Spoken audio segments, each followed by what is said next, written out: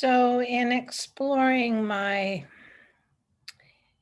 inner emotional state as a landscape,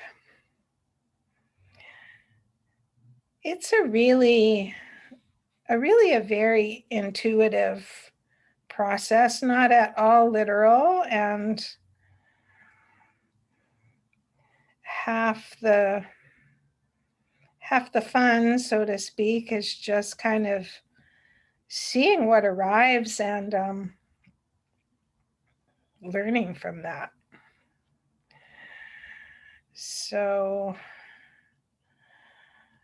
we don't have to, when we do this, we don't have to name our emotions. It's more like just tuning into the inner emotional terrain.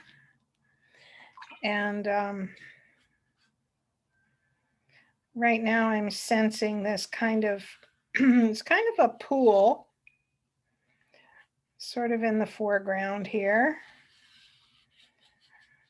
It has some waves on it.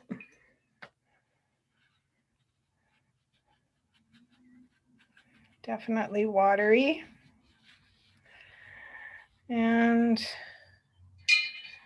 as I create that, I also have a sense that I want to put some kind of, they might be like rocks or pebbles or sediment or something like that down at the bottom here.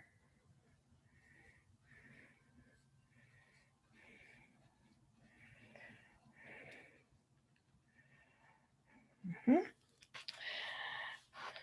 And then I have a sense of something kind of growing,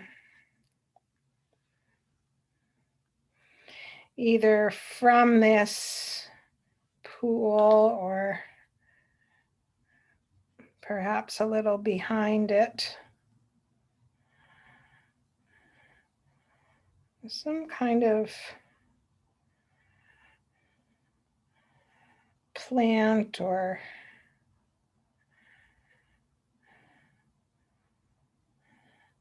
quite a bit of growth and upward movement there.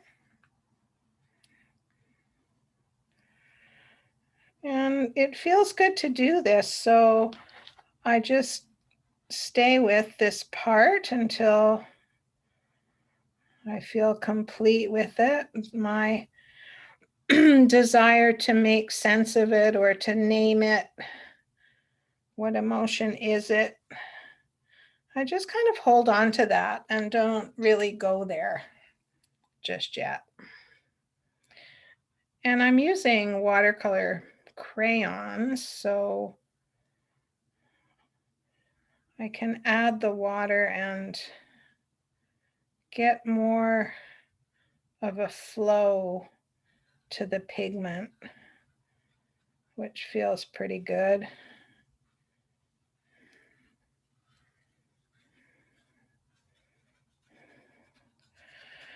And I feel kind of, as I'm doing this, it feels sort of like quite a dense feeling, like there's not a lot of space here in this growth part. Although I have a sense that there should be some areas of light kind of being able to shine through.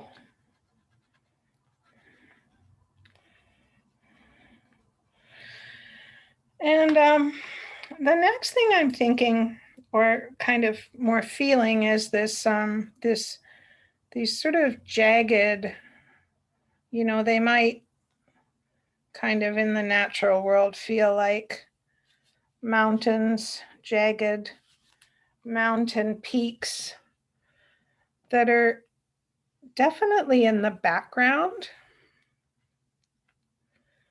like a little farther away, but still like very visible and very prominent, really.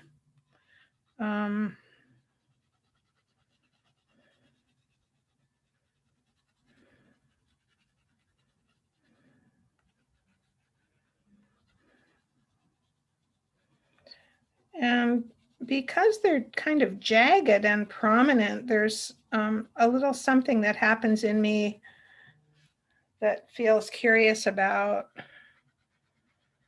whether they're quote unquote negative emotions. And actually, I don't feel that as I'm making them. Like they're not comfortable necessarily. They're maybe a bit formidable, like mountain peaks can be.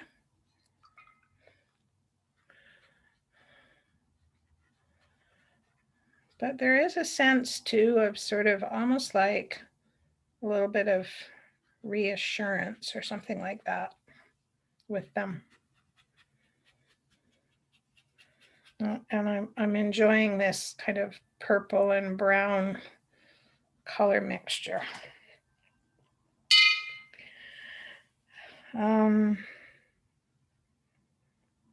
Okay.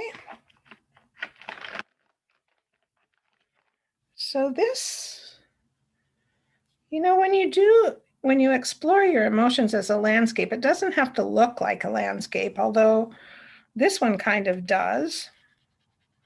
I've done this a lot of times, and sometimes it doesn't look like a landscape at all. Sometimes it might look like a mandala or a completely like abstract drawing of lines and shapes and colors.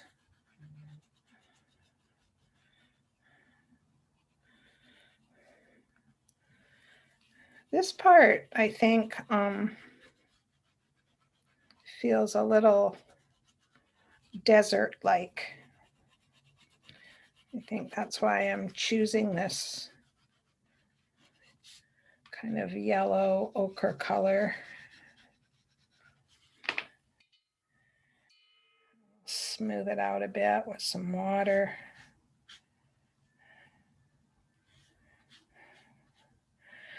And I like, without even thinking about the emotional part, just looking at the image, I like the contrast that it provides. And that's got me thinking now about the contrasts in our emotions that, when we use words to describe our emotions,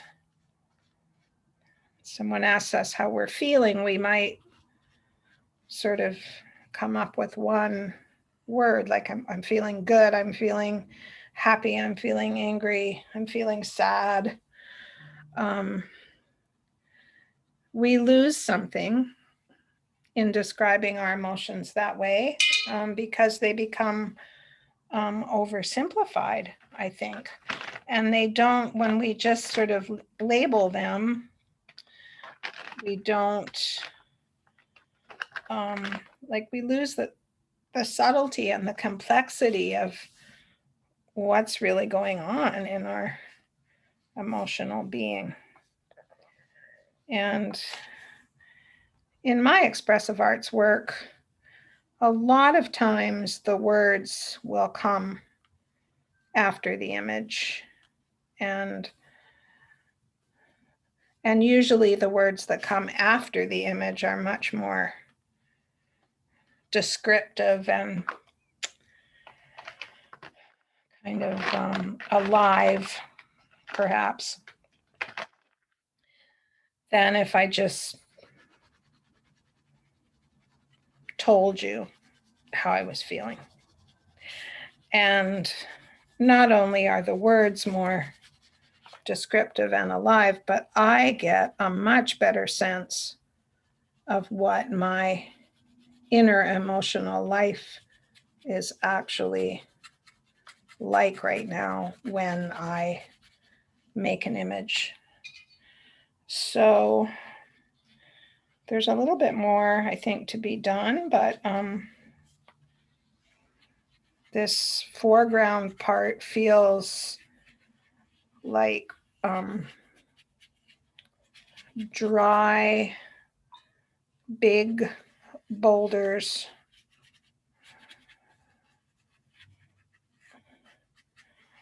with maybe some